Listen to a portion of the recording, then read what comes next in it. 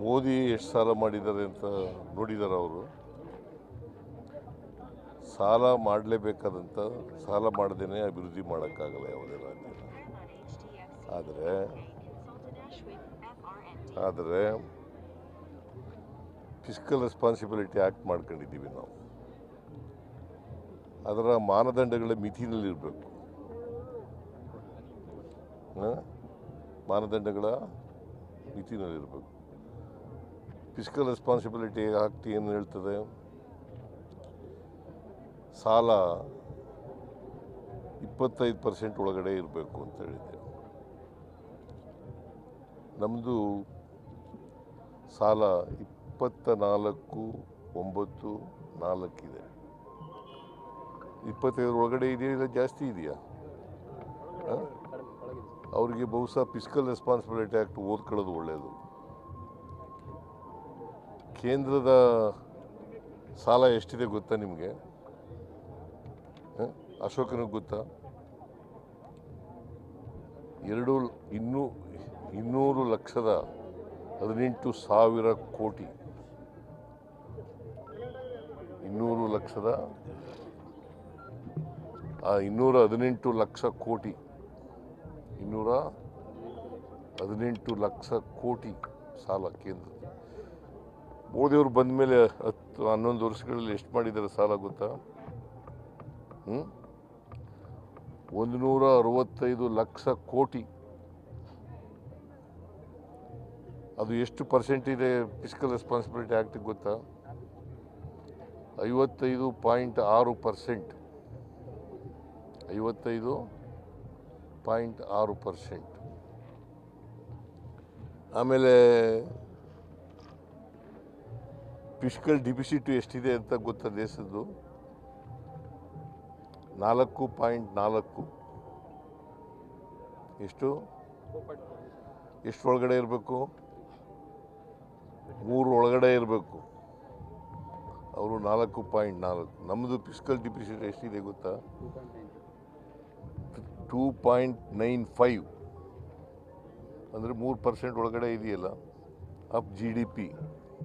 ನಮ್ಮದು GDP ಎಷ್ಟು ಗೊತ್ತಾ? ಕರ್ನಾಟಕದ GDP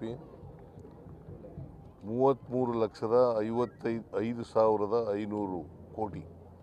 33,05,500 ಕೋಟಿ. ಅಂದರೆ ನಾವು 25% ಒಳಗಡೆ ಇದ್ದೀವಿ. ಅವರು ಫಿಸ್ಕಲ್ ರೆಸ್ಪಾನ್ಸಿಬಿಲಿಟಿ ಆ್ಯಕ್ಟ್ ಓದ್ಕೊಳ್ಳೋದು ಒಳ್ಳೆಯದು. ಸಾಲ ಮಾಡಿದ್ದೀವಿ ಹೆಚ್ಚಾಗಿ ಅಂತಕ್ಕಂಥದ್ದು ಸತ್ಯಕ್ಕೆ ದೂರವಾದಂಥ ಮಾತು.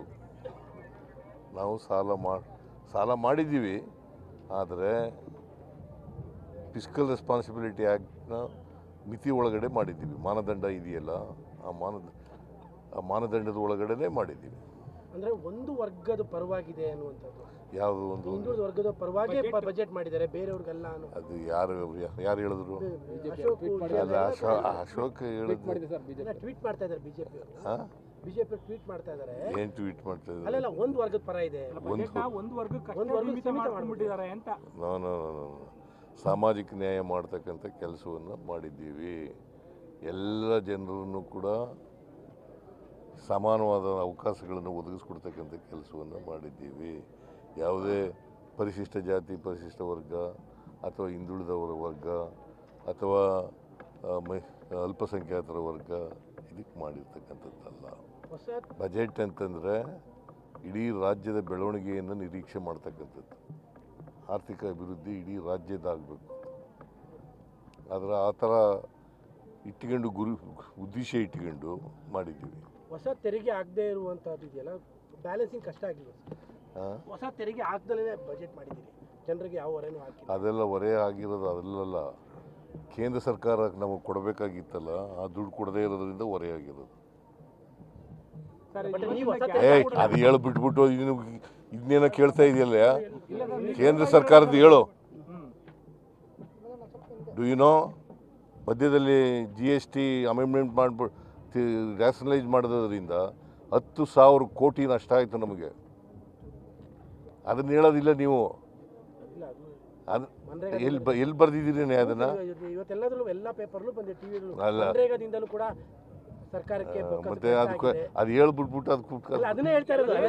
ಅದನ್ನ ಕೇಳ್ತಾ ಇದ್ದೀನಿ. ಅಲ್ಲಲ್ಲ, ನಾನು ಕೇಳ್ತಾ ಇದ್ದೀನಿ. ನೋಡ್ರಿ ಅಲ್ಲಲ್ಲ, ಪಾಸಿಟಿವ್ ಆಗಿ ಇರೋದು ಬೇರೆ ಪ್ರಶ್ನೆ, ಇವ್ರು ಕೇಳೋ ಪ್ರಶ್ನೆ ಇದೆಯಲ್ಲ. ನೀವು ಕೇಳಿದ ಪ್ರಶ್ನೆ ಜನಕ್ಕೆ ಸರ್ ನಿಮ್ಗೆ ಅರ್ಥ ಆಗಿಲ್ಲ. ಜನಕ್ಕೆ ಹೊರನೇ ಆಗ್ದಲೇ ಬಜೆಟ್ ಮಾಡಿದ್ದೀರಿ. ನನಗೆ ಅರ್ಥ ಆಗುತ್ತೆ ಎಲ್ಲ. ಜನಕ್ಕೆ ಹೊರನೇ ಆಗ್ದಲೇ ಬಜೆಟ್ ಮಾಡಿದ್ದೀರಿ. ಈ ಬ್ಯಾಲೆನ್ಸಿಂಗ್ ಕಷ್ಟ ಆಗಲಿಲ್ಲ. ನಿನ್ಗೆ ವಯಸ್ಸು ಎಷ್ಟು? ವಯಸ್ಸು ಎಷ್ಟಪ್ಪ? ಮತ್ತೆ ಅಲ್ಲ ಸರ್, ಜನಕ್ಕೆ ಹೊರನೇ ಆಗ್ದಲೇ ಬಜೆಟ್ ಮಾಡಿದ್ದೀರಿ. ನಾನು ಇದು 17ನೇ ಬಜೆಟ್ ಮಂಡಿಸಿರೋದು ಕರ್ನಾಟಕ ರಾಜ್ಯದಲ್ಲಿ. ಹೈಯೆಸ್ಟ್ ಬಜೆಟ್ ಮಂಡಿಸಿರೋದು ನಾನೇ. ಇನ್ನೆರಡು ಮಂಡಿಸ್ಬಿಡ್ತೀನಿ. ಹೈಕಮಾಂಡ್ನವರು ಅವಕಾಶ ಕೊಟ್ಟರೆ ಮಂಡಿಸ್ತೀನಿ. ಅಲ್ಲ, ನಿಮಗೆ ವಿಶ್ವಾಸ ಇದೆ? ನಿಮಗೆ ವಿಶ್ವಾಸ ಇದೆ? ನನಗೆ ವಿಶ್ವಾಸ ಇದೆ.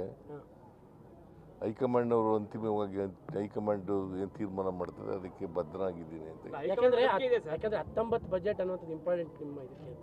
19 ಬಜೆಟ್ ಮಾಡ್ಬೇಕು ನೀವು ಅಂತ. ರೆಕಾರ್ಡ್ ಮುರಿಯೋದು ಭಾಳ ಇಂಪಾರ್ಟೆಂಟ್ ಅಲ್ಲ.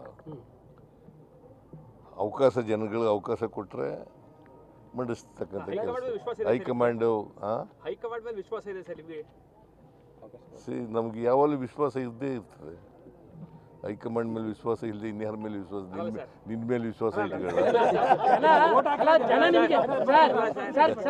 ಜನ ನಿಮ್ ಪರವಾಗಿದ್ದಾರೆ, ಹಂಗಾಗಿ ಜನ ನಿಮ್ಗೆ ಆಶೀರ್ವಾದ ಮಾಡ್ಬಿಟ್ಟಿದ್ದಾರೆ, ಹಂಗಾಗಿ ಇನ್ನೆರಡು ಮಾಡ್ಬಿಡ್ತೀರಾ? ಹೈಕಮಾಂಡ್ ನೀನು ಏನೇ ಪ್ರಶ್ನೆ ಕೇಳಿದ್ರು ಕೂಡ ವಾಸ್ತವ ಬಿಟ್ಟು ಮಾತಾಡಲ್ಲ. ನೀನು ವಾಸ್ತವದಲ್ಲಿ ಕೇಳ್ತೀನಿ. ಅಲ್ಲಲ್ಲ, ಈಗ ಯಾಕಂದ್ರೆ ಮತ್ತೊಂದು ಶುರು ಮಾಡಿದ್ದಾರೆ ಸರ್, ಬಜೆಟ್ ಆದ್ಮೇಲೆ ಬಿಡ್ತಾರಂತೆ, ಯುಗಾದಿ ಆದ್ಮೇಲೆ ಬಿಡ್ತಾರಂತೆ. ಯಾವ್ದು ಏನಾರ ಹೇಳ್ಕೊಳ್ಳಪ್ಪ. Ultimately high command has to take a decision. High command ಬಿಡು ಅಂತಂದ್ರೆ ಬಿಡ್ತೀನಿ, ಮುಂದುವರಿರಿ ಅಂತಂದ್ರೆ ಮುಂದುವರಿತೀನಿ. ವಿಶ್ವಾಸ ಅಂತಿದೆ. ಗ್ಯಾಸು ನರೇಂದ್ರ ಮೋದಿ ಅವರು ಬರೋಕ್ಕೆ ಮುಂಚಿತವಾಗಿ ಎಷ್ಟಿತ್ತು ಗೊತ್ತಾ? ಇವ್ರು ಬಂದು ಜಾಸ್ತಿ ಮಾಡಿದ್ದಾರೆ, ನೀವು ಅದನ್ನು ಬರೆಯೋದೇ ಇಲ್ಲ ಯಾವಾಗಲೂ.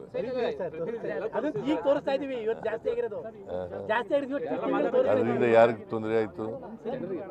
ಯಾರಿಗೆ ತೊಂದರೆ ಆಯಿತು? ಬಳಕೆದಾರರಿಗೆ ತೊಂದರೆ ಆಯ್ತಲ್ವಾ? ನಿನಗೂ ತೊಂದರೆ ಆಗಿದೆಯೋ? ನಿನಗೂ ಮತ್ತೆ ಅಲ್ಲ, ನಮ್ಮ ಪ್ರಶ್ನೆಗೆ ಇನ್ನೂ ಹೇಳಿದೆ, ವಿಶ್ವಾಸ ಇದೆ ತಮಗೆ ಇನ್ನೆರಡು ಬಜೆಟ್ ಅಂತ. ಯಾಕಂದ್ರೆ ನಮಗಂತೂ ಪ್ರಶ್ನೆ ಕೇಳಿದ್ರೆ ಮೈಸೂರವರು ನಮ್ಗೆ ಆಸೆ ಇದೆ. ನೋಡಪ್ಪ, ಇಡೀ ರಾಜ್ಯದ ಜನರಿಗೆ ಆಸೆ ಇದೆ, ಅದು ಬೇರೆ ಪ್ರಶ್ನೆ. ಹೈಕಮಾಂಡ್ ಏನು ತೀರ್ಮಾನ ತಗತ್ತೆ.